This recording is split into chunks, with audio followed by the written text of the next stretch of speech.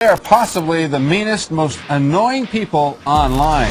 Is someone who deliberately causes controversy.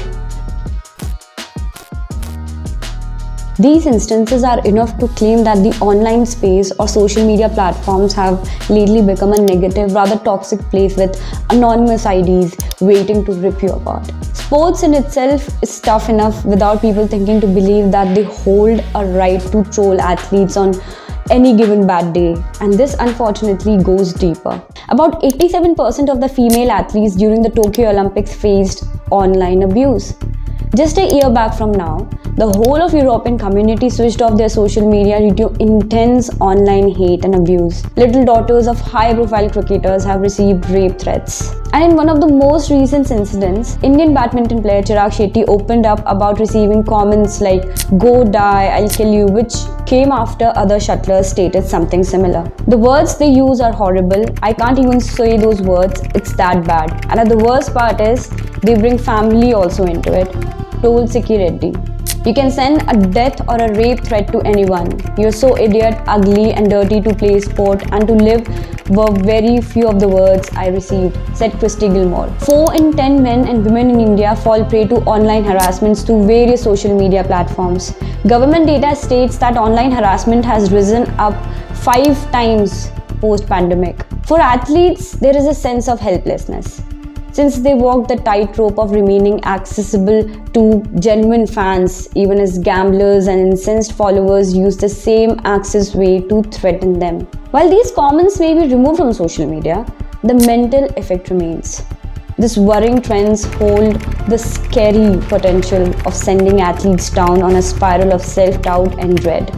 But why do they happen? And is there a way out of this menace? While one very straight reason is that people who like to rile up fans around and enjoy the attention that comes with it, while some people actually come up with purpose of pulling these athletes down. The troll's objective is not to engage with the issue but to inflict psychological and emotional trauma.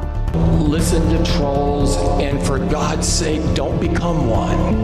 I think that what we really need to focus on is what the trends and research are showing of why. Another strong argument is the arrival of online gambling and betting platforms that consider athletes racehorses when the fans invest their money on them and go behind these sports stars when they lose. While the power that comes with the anonymity can never be totally taken away, but there are few ways forward. Tracking and tracing.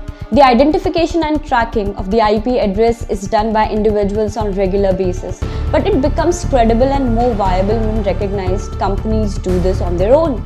In instances that involve large amounts of abuse, tracing such users is not a difficult task for such organizations. Employing an IT team. An IT team taking charge of such matters. The idea might be overwhelming for the management team of an athlete or a player, but these IT specialists need to be employed to get quick and guaranteed results that trace all the necessary technological details of online abusers. Appeal to social media platforms. Given the presence of famous Indian athletes is itself a source of revenue for social media platforms, and management companies need to come together and make direct appeals to these platforms to cooperate. While these might be a few suggestions to curb the issue, the battle for peace at present is won by online covers by virtue of their anonymity.